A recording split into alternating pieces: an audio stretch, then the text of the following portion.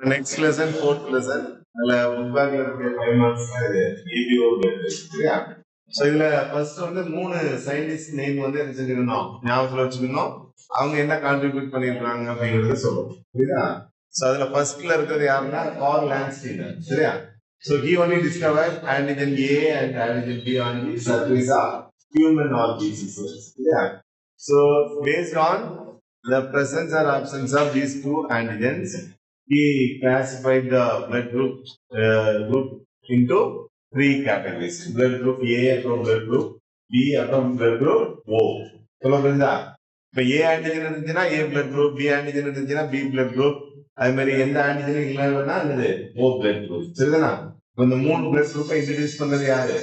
Carl Landsteiner அப்படிங்கிறது. சரிங்களா? Right. அடுத்து இன்னொரு நெக்ஸ்ட் வந்து பாத்தீங்கன்னா சயின்டிஸ்டோட நேம் பாருங்க, வாண்டி காஸ்டெல்லோ அண்ட் ஸ்கர்லி அப்படிங்கிறோம். இவங்க யாரு?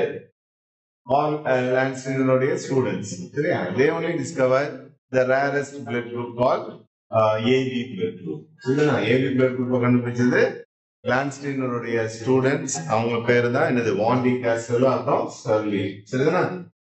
ரைட். இது வந்து ஜெனரலா உங்களுக்கு தெரியும். ஓ பிளட் குரூப் என்ன சொல்லுவோம்? Universal donor. அதே மாதிரி AB blood group universal recipient சொல்லுவோம். சரிதானா? ரைட். இன்னொருத்தர் யாரு அப்படின்னா இப்ப மூணாவது ஆள் யாரு? பெர்ன்ஸ்டீன் அப்படிங்கிறது. இவர் என்ன கண்டுபிடிக்கிறாருன்னா inheritance of blood group in human beings mainly due to the multiple alleles அப்படிங்கிற விஷயத்தை யார் கண்டுபிடிக்கிறார்? பெர்ன்ஸ்டீன் அப்படிங்கிறவர் கண்டுபிடிக்கிறார். சரியா?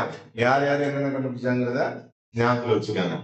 அடுத்து நமக்கு முக்கியமான ஒரு 1 mark question இருக்கு. எதுனா there are 3 autosomal alleles are located on the chromosome number 9.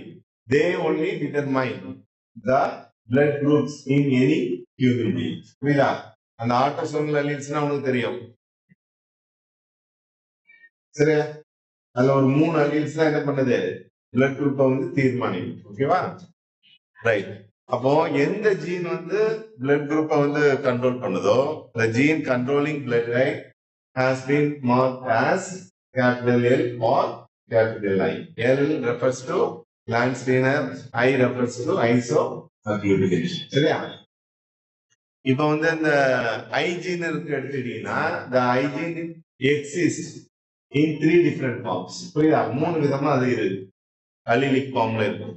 ஒன்னு வந்து என்னன்னா ஐஏ, அப்புறம் வந்து ஐபி, அப்புறம் என்னது ஐஓ, அந்த மாதிரி 3 விதமா இருக்கு. ஓகேவா? அது பாருங்க. இதுல வந்து ஐஏ அப்படிங்கிற அல்லீல் வந்து என்ன பண்ணுது? Specifies A antigen. அது மாதிரி IB allele specifies B antigen. IO allele specifies no antigen. அதை எழுதிக்கலாம். சரிதானா? அடுத்து நம்மளுக்கு என்ன இருக்கும் அப்படின்னா இந்த நல் அல்லீல் அப்படின்னு கொடுத்துருப்பாங்க. நல் அல்லீல் அப்படின்னு.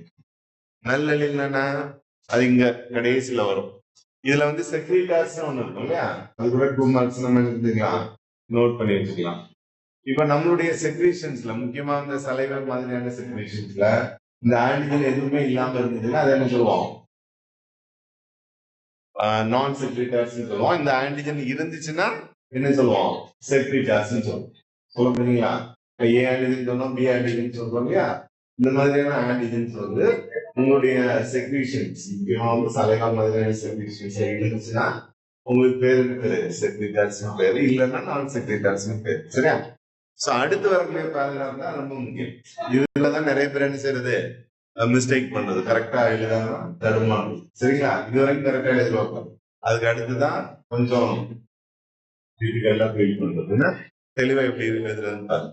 இப்போ IA allele producers N-acetyl galactose transferase and it can add N-acetyl galactosamine to the precursor. அதான் H antigen சொன்னோம் இல்லையா? அதோட ஆட் பண்ணிட்டு அதை என்ன செய்யும்? It becomes the A antigen. புரியுதா? IA allele வந்து N-acetyl galactose transferase ப்ரொடியூஸ் பண்ணுது. அந்த என்சைம் வந்து N-acetyl galactosamine வந்து H சப்ஸ்டன்ஸோட ஆட் பண்ணி எதா மாறும்? உனக்கு A antigen மாறும். இல்லையா? அதே மாதிரி ஐபி அல்லீல் வந்து என்ன பண்ணுது? என்கோடிங் த என்சைம் galactose transferase. சரியா? இந்த galactose transferase என்ன பண்ணும் அப்படின்னா galactose வந்து இதோட ஆட் பண்ணும், இந்த ப்ரீகர்சர் ஆன்டிஜன் H ஆன்டிஜனோட ஆட் பண்ணிட்டு எக்ஸெப்ஷன்ஸோட ஆட் பண்ணிட்டு எதா மாறும் பி ஆன்டிஜனா மாறும் சரியா. அப்புறம் ஐஓ அலீல் எடுத்துக்கிட்டீங்கன்னா it does not produce any type of enzyme. அப்போ no product is formed like galactose or NAD. NAD galactose or galactose not formed. இது ரெண்டுல எதுவுமே ஃபார்ம் ஆகலைங்க. அப்போ என்னது no antigen is formed. சொல்ல புரியுதா? இந்த மாதிரி எந்த என்சைமும் ஃபார்ம் பண்ண முடியல அதனால என்னது நம்மளுக்கு எந்த ஆன்டிஜனும் அதனால ஃபார்ம் பண்ணணும். என்சைம் ஃபார்ம் ஆகுறதுனால அது வந்து என்ன இல்ல ஓ பிளட் குரூப் பாத்தீங்கன்னா எந்த ஆன்டிஜனும் இருக்கிறது இல்ல என்ன சரி. இப்ப அதனால இதை என்ன சொல்றோம் நல் அலீல் அப்படின்னு சொல்றோம் ஓகேவா. இதுக்கு பேர் என்ன பேரு நல் அலீல் பேர். அப்புறம் கடைசி இந்த ஃபார்முலா ஞாபகம் வச்சுக்காங்க. So IA is equal to IB அப்புறம் கிரேட்டர் தென் ஐஓ அப்படின்னு இல்லையா. அப்போ ஐஏ வந்து நம்ம என்ன சொல்றோம் IA and IB are dominant. இங்க என்ன கொடுத்துருக்காங்க பாருங்க. இந்த ஐஏஐபி பத்தி சொல்லும்போது both are co-dominant alleles but dominant over the IO.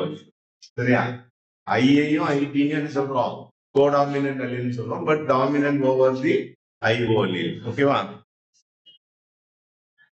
அப்புறம் நேரம் என்ன செஞ்சிடணும் நீங்க இந்த டேபிள் காலத்துக்குள்ள போயிடணும்.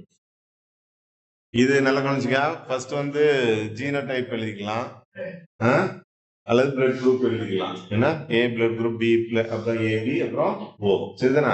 நான் ஏற்கனவே சொல்லிக்கிறேன் எந்த பிளட் குரூப்போ அதுக்கான ஆன்டிஜன் தான் கரெக்டா எழுதிக்கணும். ஏ பிளட் குரூப்னா ஏ ஆன்டிஜன், பி பிளட் குரூப்னா பி ஆன்டிஜன், ஓ பிளட் குரூப்னா நோ ஆன்டிஜன், ஏபினா ஏ கமா பி ஆன்டிஜன் சரிதானா. ஏன் பி ஆன்டிஜன் அப்படியே இங்க ஆன்டிபாடிஸ் வந்து நமக்கு எங்க இருக்கும் பிளட் பிளாஸ்மாவில் இருக்கும். அப்போ ஏ இருந்துச்சுன்னா நீங்க என்ன செய்யணும் ஆன்டி பின்னு போடணும். இங்க வந்து பி இருந்துச்சுன்னா ஆன்டி ஏன்னு போடணும். இங்க வந்து ஆன்டிஜன் ஏ ஆன்டிஜன் பி இருக்குது அதனால இங்க என்ன இருக்காது எதுவுமே இருக்காது சரியா. இங்க வந்து ஓ பிளட் குரூப்ல ஆன்டிஜன் இருக்காது ஆனா என்ன இருக்கும் ஆன்டி ஏ இருக்கும் ஆன்டி பி ஆன்டிபாடிஸ் பிளாஸ்மா இருக்கும் ஓகேவா. ஸோ இவ்வளவு நீங்க என்ன செய்யணும் எழுதணும் 5 மார்க்ஸ். இது ஃபிஷர் அண்ட் ரேஸ் ஹைபோதீசிஸ் நமக்கு identity control of RH factor அப்படின்னு ஒரு கொஸ்டின் இருக்கும் 3 மார்க்ஸ்ல கேட்பாங்க. ஏன்னா அதுக்கு நீங்க என்ன செய்யணும் அந்த ஃப்ளோ சார்ட் போட்டுக்கணும். அதை வச்சுதான் நீங்க என்ன செய்யணும் எழுதணும். ஏன்னா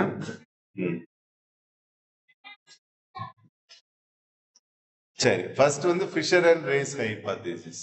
ஏன்னா இதுல RH factor involves 3 different pairs of alleles located on 3 different closely linked loci on the chromosomal pairs. சரியா chromosome pair. This system is more commonly in use today and uses CDE nomenclature. இப்போ நீங்க எப்படி எழுதணும் first point எப்படின்னா ஈஸியா ஞாபகம் வச்சுக்கோங்க. 3 different pairs of alleles. 3 different pairs of alleles are located on 3 different loci on the homologous chromosome. சரியா அப்படி எடுத்துக்க.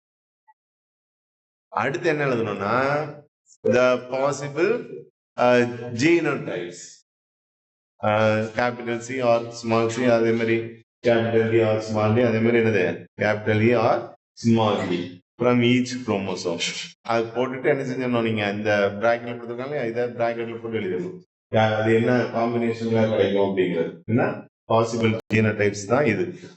Capital C capital D capital E அப்படியே ஆப்போசிட் அடுத்து சிடி. இங்க ஒரு கேபிட்டல்னா அங்க அடுத்த சைடு என்ன வரும் இங்க ஸ்மால் லெட்டர் வரும். இங்க ஸ்மால் லெட்டர் இருந்துச்சுன்னா அங்க அடுத்த சைடுல என்ன வரும் கேபிட்டல் வரும் சரியா. அது ஞாபகம் வச்சுக்காங்க. இப்போ எந்தெந்த ஜீனோடைப்ல கேபிட்டல் டி இருக்குதோ it represents the RH positive genotype. புரியுதா. இங்க எழுதிருக்கிறோம் இல்லையா பாசிட்டிவ் possible genotypes எழுதிருக்கோம் இல்லையா. சோ இதுல the genotype which carries capital D represents the என்னது RH positive.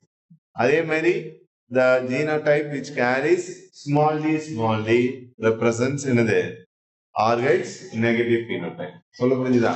இதுதான் ஒண்ணு. வெய்னர் ஹைபோதீசிஸ்ல என்ன எழுதுவீங்க அங்க 3 different alleles சொன்னாங்க. அங்க என்னது 8 alleles. There are 8 alleles located at a single locus on the homologous chromosome. சரியா. அங்க வந்து 3 different alleles located on 3 different loci on the homologous chromosome. இங்க என்னது 8 different alleles are located at a particular locus on the chromosome.